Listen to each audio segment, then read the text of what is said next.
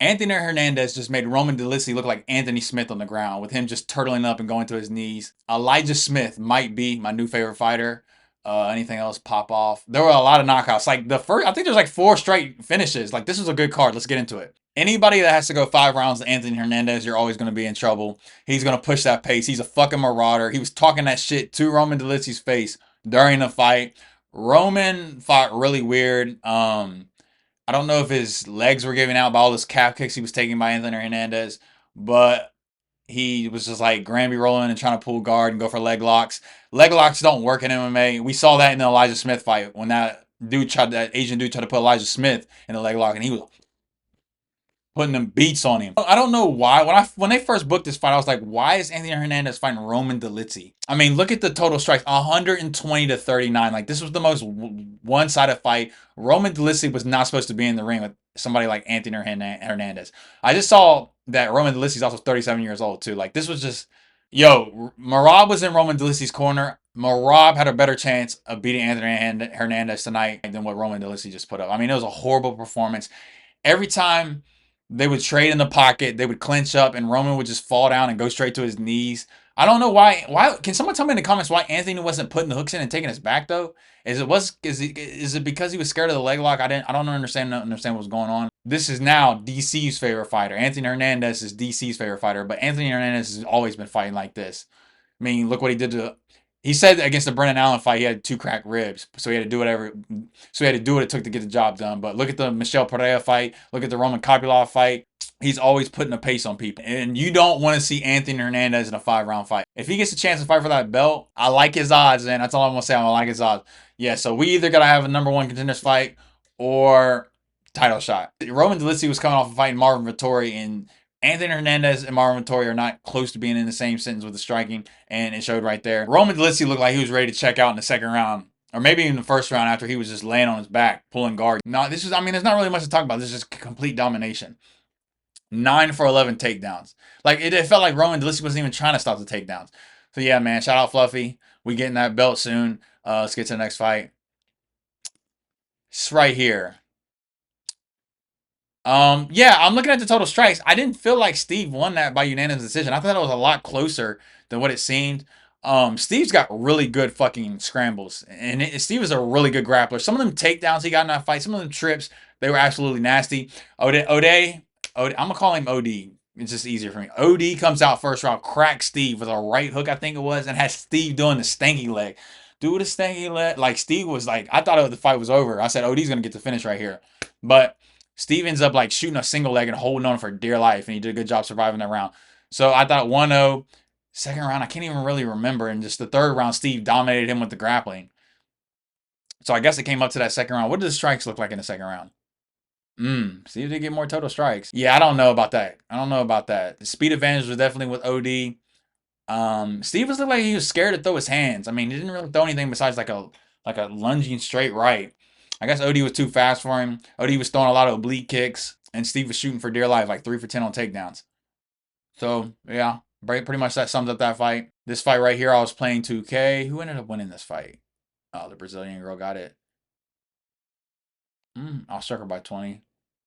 This fight right here, I was setting up my stream. Hey guys, I went live. For the last 2 fights. So make sure you turn on the notification bells because I'm gonna start streaming some of the fights because that's kind of fun doing live commentary. I felt like Joe Rogan. Oh, that calf! I could have done the Roman Dolidze when Roman Dolidze was getting his calf kicked. I said, "Oh my God, I don't think Roman Dolidze's gonna be able to stand on that calf." This dude looked very familiar, and I actually watched him fight against Rob Font, and I think Rob Font actually beat him on that, but he got the split decision against Miles. I thought he outstruck him. I thought he won this fight. Muay Thai guy. I thought this was a good little scrap though. They were in the pocket like really fighting. This dude was more just like brawler type. Miles was more like a brawler, just throwing a lot of hooks and shit in the pocket, and he was like mixing up. Like he had all kinds of techniques, and his body kicks looked like we were doing some good damage on him. Okay, I'm not gonna lie. This fight right here, this was a nasty KO. I was getting ready to walk off and do something. I said, let me stay. First of all, Christian Leroy Duncan, I'm gonna call him Leroy Jenkins, Mr. Leroy here, poked him in the eye and kicked him in the nuts. So Eric Anders was doing. I knew when you get hit with a double combo, it's never gonna end good. Christian put a nasty technique on him. Leroy hit him with like a spinning back elbow, cracked him, had him doing the nay nay, had Eric doing the nay nay. Then he came and he was like throwing these big hooks and boom, boom, boom, knocked him out and KO'd him against the cage in the first round. This dude I've never seen this dude fight before, but he had like kind of like a karate. He was throwing these kicks very fast. What was his middleweight too? Yeah.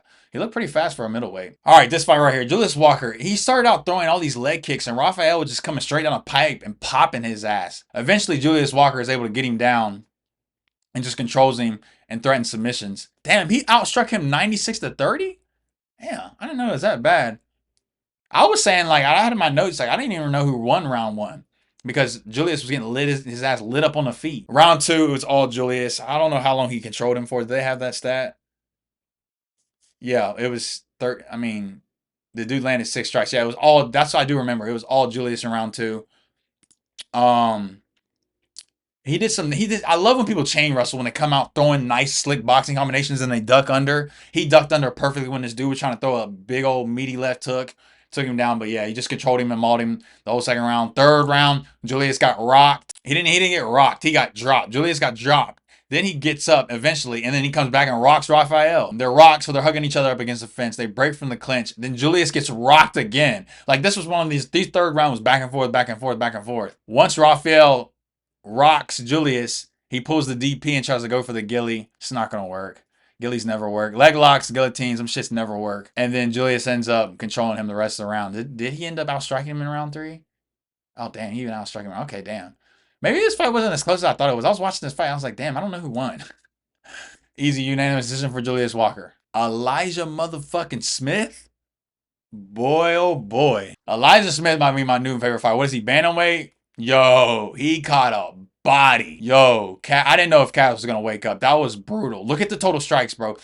Cass seemed like his style was jiu-jitsu. I've never seen Cass fight before, but he was throwing up a lot of submissions. And this is why you can't be one of those jiu-jitsu guys, strictly jiu-jitsu and MMA, because when Kaz was trying to put Elijah in these submissions, like I said earlier, he tried to put him in a leg lock. Elijah absolutely put the beats on him.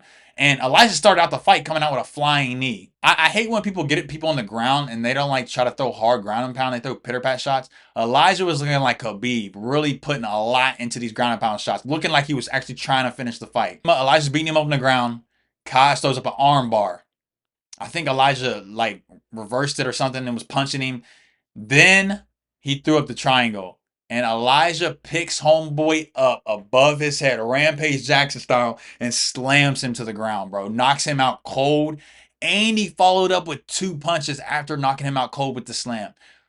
That dude, MMA is a brutal sport, my God. And I wish them nothing but the best, but Elijah Smith just put the whole bantamweight division on notice. That was brutal. Let's talk about my girl Jocelyn Edwards. Okay, I ain't gonna lie. I'll be talking with my friends and stuff saying I could take on these WMMA fighters. Jocelyn Edwards might knock me out, bro. First of all, she's got some weight, man. She thick. But, bro, when she's, like, fighting, bro, she's, like, actually trying to knock people out, and she's swinging hard as hell. I don't remember. How did she end up knocking her out? It was like she hit her with, like, a right hook, then she followed up on the ground. And, like, every time I've seen Jocelyn fight, bro, shout out WMMA. Maybe I'm changing my mind. She knocks people out. She puts them out cold first round. So, yeah, shout out Jocelyn Edwards. Panama La Casa. All right, so this fight right here, Gilbert drops him within like the first 10 seconds of the fight. Drops Medic, right? And Medic gets up and literally like 15 seconds later, he throws a left straight down the pipe, knocks him out cold. Like, I'm telling you, people were getting knocked out cold on this card. And he followed up with a couple ground and pound shots, but that straight left, boy, it was right on that button. Like, I guess when you get hit in the chin, I've never been hit in the chin before. I don't ever plan on getting hit in the chin. But I guess when you get hit in that button, bro, it just turns the lights out. Because his lights went out, bro. So this is a nasty knockout. There's gonna be a lot of bonuses and performances of the night tonight. I think I was eating my Buffalo Wild Wings during this fight. And this fight, I gotta say though, what the hell happened right here? Cody Brundage is my favorite fighter to watch on the feet. I swear to God, every time he fights somebody, they just end up fucking slugging, bro. But like I said, Cody Brundage is one of the most entertaining people. When you get him on the feet and he's in like kill or be killed kind of situation, he's gonna fucking slug it out. So yeah, shout out Cody Brundage, even though he lost, and shout out Eric. Yeah, man, that was a good ass fight card. This is why you gotta watch all the fight nights, bro. It doesn't matter who's fighting, bro. I'm telling you, you'll learn about new fighters. You're gonna gain New favorite fighters.